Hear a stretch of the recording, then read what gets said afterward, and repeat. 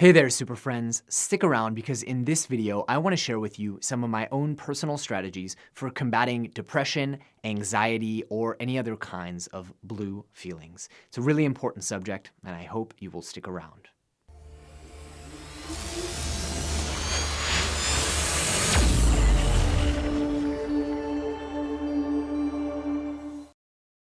Hey there, everybody. Jonathan Levy, and in this video, I want to talk about a topic that not many people want to talk about, and that is depression and anxiety. Many of you know, if you've seen my TED Talk or have heard my podcast before, that I have a long and checkered history dealing with depression. And though I thought I had completely gotten rid of it and moved on from that part of my life, recently with all the stress of getting married and growing my business and all different kinds of changes in my life, I went back into a pretty tough bout of depression, angst, and for the first time in my life, really, really serious anxiety. And, it's funny because I lead a podcast called Becoming Superhuman. You would think that I would have all of this figured out.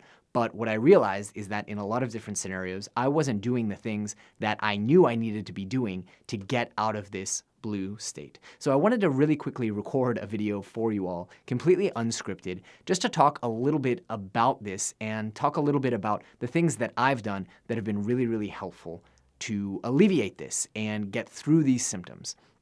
Recently, I had the great pleasure of meeting with a couple Superlearner students and realizing that our community suffers from this and that there are a lot of people in our audience who also struggle with depression and anxiety, as I do. I know a lot of other entrepreneurs who struggle with this from time to time, and that's a whole different topic as to why entrepreneurs have so much anxiety and so much stress.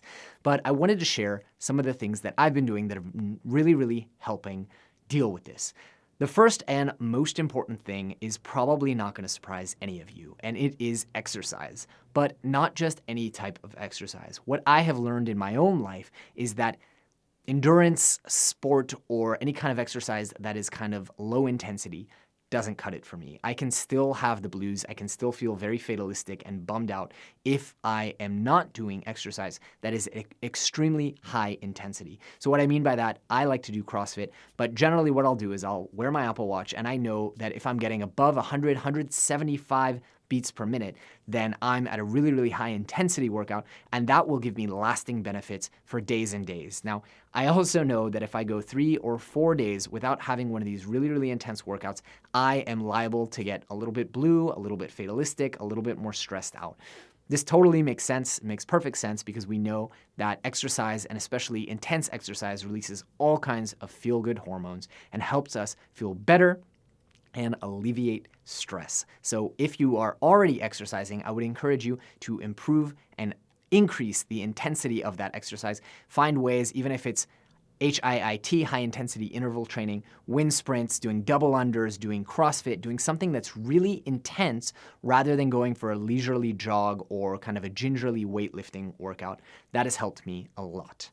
The next thing is also not going to surprise you, and it is sleep. When I was going through my anxiety bout, I talked to a number of different psychiatrists and doctors, and I told them, I'm sleeping a lot, which many of you might not be, so make sure you're getting 7.5 hours. But what I learned was that not all sleep is created equal. First off, sleeping from 10 o'clock to 5:30 a.m. works better for me than sleeping from midnight to 7:30 a.m. Something about those 2 hours before midnight are just higher quality. I also learned from a couple different psychiatrists and from our sleep expert challenge with Nick Littlehales that we did in our mastermind that consistency is incredibly important with sleep.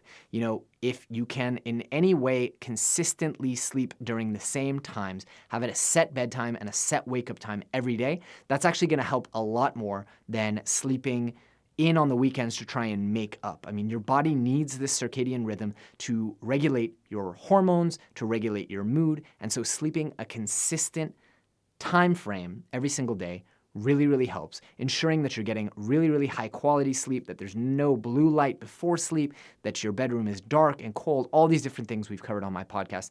But just making your sleep consistent has been really, really helpful for me.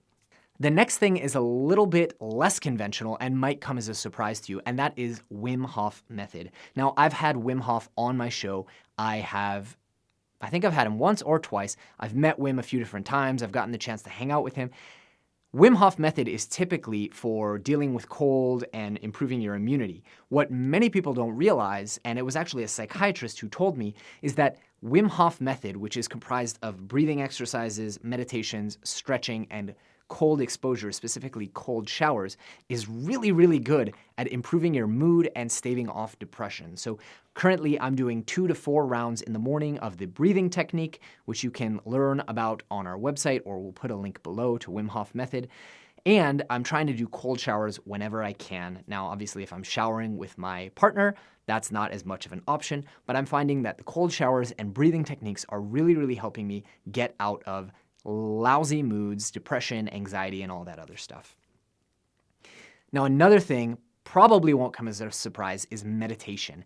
And I have dabbled with meditation for years and years. I've been on, I've been off. Recently, what I did is I joined up in a TM, Transcendental Meditation Seminar, and what was great about that is it helped me get consistent. It helped me set times, not once a day for 10 minutes, but twice a day for 20 minutes each session. And that's been really, really incredible. I have to say, it's slow going, slow progress, and it takes time to really realize the benefits. But after a while, my partner actually came to me and said, you're a lot calmer, you're a lot less fatalistic and negative and stressed and anxious about the things that are happening. You've been able to really let go of things a lot easier. So for me, meditation has been really, really helpful. I know you're probably tired of hearing that, but how many of you are actually meditating once or even twice a day for at least 20 minutes every single day? And one of the things we discussed in our mastermind when we did a meditation challenge with Ariel Garten recently is that 97% is harder than 100%. It's easier to just do 100% every single day, never skip a day, than it is to say, well, I meditated yesterday, I'll skip, and then you lose your track, you lose your momentum, you lose your inertia, and then you don't meditate, and then you spend months not meditating. So meditating every single day, first thing when you wake up at least, and ideally in the afternoon, I recommend TM.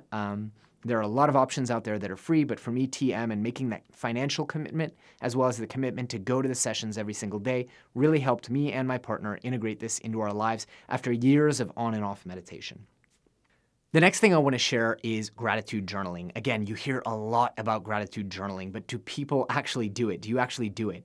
I have had probably 50 guests on my podcast talk about the benefits of gratitude journaling, and it wasn't until Benjamin Hardy in a willpower challenge in our private membership group, our mastermind, talked about the benefits of journaling that I actually took it seriously because he talked about it for the benefits of success and goal setting and things that spoke to me. But I have to say that the gratitude journaling has really turned on my reticular activator, and I'm constantly looking for things to be thankful and grateful and happy for, which totally helps me stave off the blues. So every single morning, in addition to my goals journal and writing about the different things that I want to achieve during the week and what happened in my life and being the kind of historian of my life, I just write out a paragraph of all the things that I'm happy for. Really, really simple. I don't use one of these fancy journals that they sell that have all of it set out for you. I just take a big notebook and start writing this out. It's been really, really helpful for me.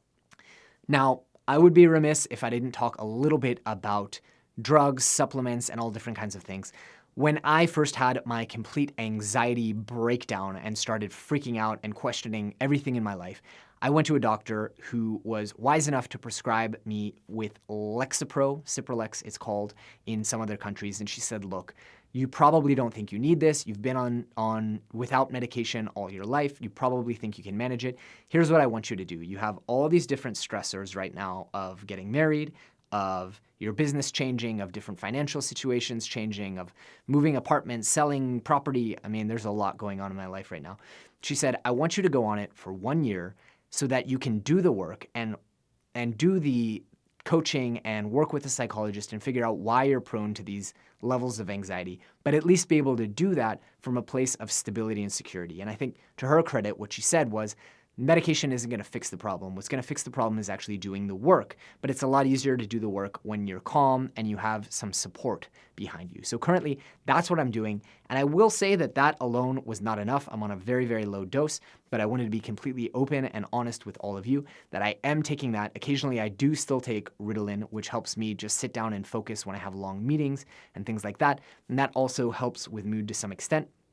But that alone was not enough, and I still was feeling blue, depressed, and anxious before doing all that other stuff that I mentioned before. And that's why I wanted to talk about all those other things before, because for me, they actually were what made the difference, not the medication. I think the medication just gives me a little bit of support and helps me keep my anxiety down, at least till I'm through with wedding planning, migrating my business into the whole new business model that we're going to release soon, and all these other things that are causing me stress, anxiety, and depression.